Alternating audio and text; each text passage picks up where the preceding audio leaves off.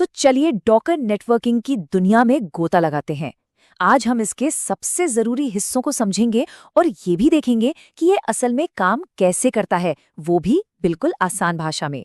तो सबसे पहले उस बुनियादी सवाल पर आते हैं जिसे डॉकर नेटवर्किंग हल करती है। देखिए, कंटेनर तो अपने आप में एकदम अलग थलग मतलब आइसोलेटेड होते हैं, तो फिर सवाल ये उठता है कि वो एक दूसरे से कनेक्ट कैसे होते हैं।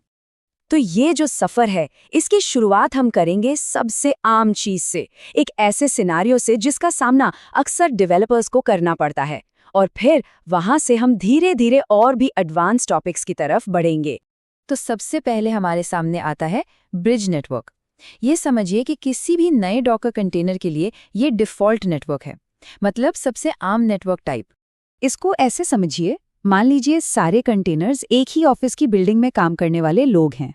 अब ये लोग आपस में तो बड़ी आसानी से बातचीत कर सकते हैं, है ना? जैसे ऑफिस में इंटरकॉम पर बात हो जाती है। लेकिन बाहरी दुनिया से ये पूरी तरह अलग हैं, आइसोलेटेड हैं। तो ब्रिज नेटवर्क की खासियत क्या है? देखिए, इसका मेन काम है एक ही होस्ट यानी एक ही मशीन पर कंटेनरों के बीच कम्युनिकेशन करवाना। इसी वजह से ये लोकल डेवलपमेंट के लिए एक परफेक्ट स्टार्टिंग पॉइंट है। ये कंटेनरों को एक दूसरे से अलग भी रखता है और पोर्ट मैपिंग के जरिए ये कंट्रोल भी देता है कि कौन सी सर्विस बाहर की दुनिया से बात कर पाएगी। लेकिन सोचिए, अगर कोई एप्लीकेशन इतना बड़ा हो जाए कि उसे एक नहीं बल्कि कई मशीनों पर फैलाने की जरूरत पड़े। बस यहीं से कहानी और भी दिलचस्प हो जाती है। ओवरले नेटवर्क, आप समझिए, एक सिक्योर वीपीएन की तरह काम करता है।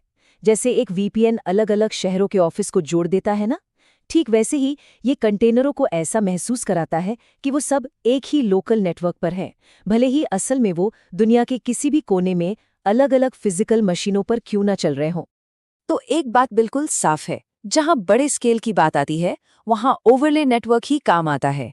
ये डॉकर स्वॉर्म और क्यूबरनेटिस जैसे बड़े बड़े सिस्टम्स की रीढ़ की हड्डी है, जो किसी भी एप्लीकेशन को ज़रूरत के हिसाब से डायनामिकली स्केल करने की ताकत देता है। तो अगर दोनों के बीच का फ़र्क समझना हो तो वो बहुत ही सीधा है।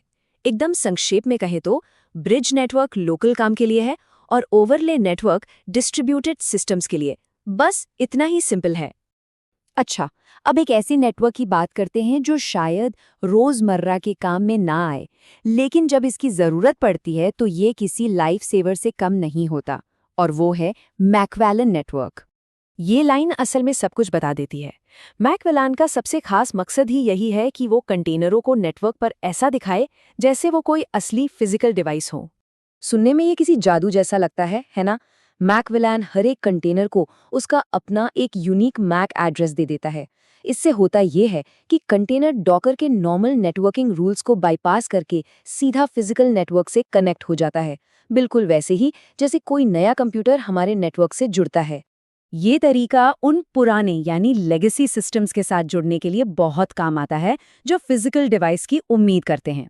तो ये एक बहुत पावरफुल टूल है, लेकिन हाँ, इसे ज़रा सावधानी से इस्तेमाल करना चाहिए, क्योंकि ये मैनेजमेंट को थोड़ा मुश्किल भी बना सकता है। ठीक है, तो कंटेनरों को आपस में कनेक्ट तो कर दिया।